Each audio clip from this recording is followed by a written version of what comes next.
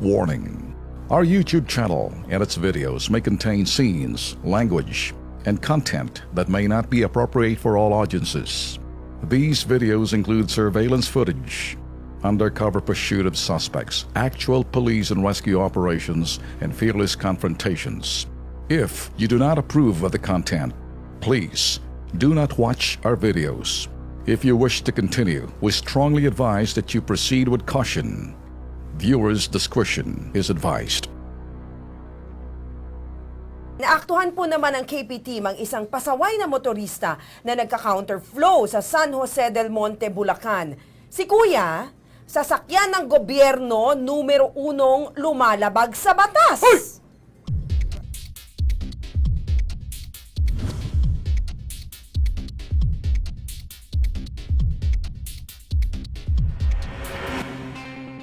Bawat motorista, pagdating sa heavy traffic, maikli ang pasensya.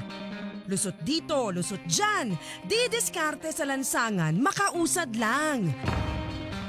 Tulad nito ang government vehicle na naaktuhan ng KP sa kahabaan ng Barangay Muzon sa San Jose del Monte, Bulacan. Habang matyagang nakapila ang mga sasakyan dahil sa usad pagong na daloy ng traffic, ang Toyota Revo na ito na may plakang SHL 506 hindi nakatiis. Kumambyo, diretso counterflow ang tsuper ng sasakyan ng gobyerno. Sinundan pa ng isang tricycle na ginaya ang pagiging pasaway niya. Bossing, wag mong gamitin ang pulang plaka mo para mambraso ng ibang motorista. Mahiya ka naman sa ibang nagtsatsagang pumila. Sa halip na magpakitang gilas at magsilbing ehemplo ng tamang asal sa lansangan, ikaw pa ang nanguna sa kawalang hiyaan. Huwag mong hayaang muli ka naming maaktuhan dahil sigurado, kilos pronto ka naming sasampulan.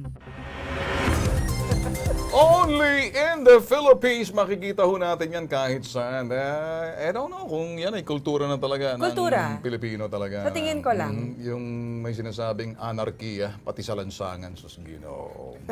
Ako. Kayo mga red plate ha, kayo ang dapat na ehemplo, hindi pasaway. Alam mo ba na paggamit ng red plate, kami ho magsasabi sa inyo, sabi ho ng the late Emilia Bongcodin, siya ho yung dating sa DBM noon. Sabi niya, it's a form of theft. Yan ay parang ugaling pagnanakaw o pagiging kawatan na paggamit ng red plate. Bakit? Hindi na sa tamang oras, sa tamang sitwasyon kasi for official yan. Pagkatapos gagamitin mo sa kalokohan tulad ng nakita natin kanina.